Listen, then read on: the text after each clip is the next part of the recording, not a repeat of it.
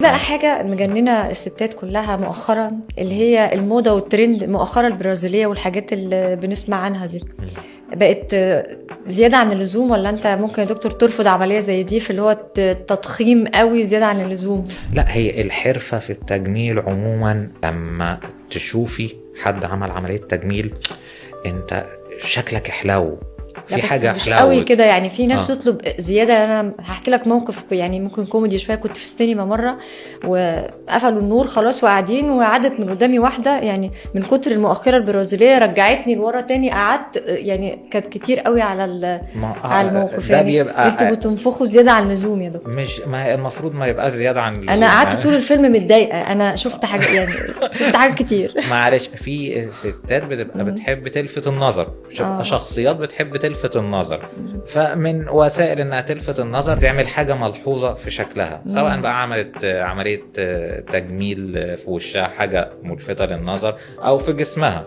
بس هما قوي يا دكتور كده. يعني كان في مسرحية بتاعت الجوكر اكيد فاكرها، بتاعت محمد صبحي، عطيات. بقت كل الناس ماشية عطيات. يعني المشكلة بقت حاجة صعبة. هي بيبقى بناء على طلب طب انت بتسكت لها يا دكتور يعني؟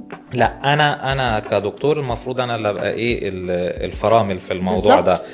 انت عايزه جسمك يبقى شكله كويس، اوكي، يبقى متناسق، عايزه تحصلي على الجسم الانثوي، فهيبقى الدنيا متناسقه، يعني يبقى جسمك بس ما تبقاش حته متضخمه قوي. لا، الجسم يبقى نازل مع نفسه انسيابي بالظبط، يبقى فيه انسيابيه. وهي دي النتيجه الامثل لتنسيق القوام، ان يبقى الجسم نازل انسيابي في نسب معينه ما بين الوسط والمحيط الارداف ومحيط الصدر.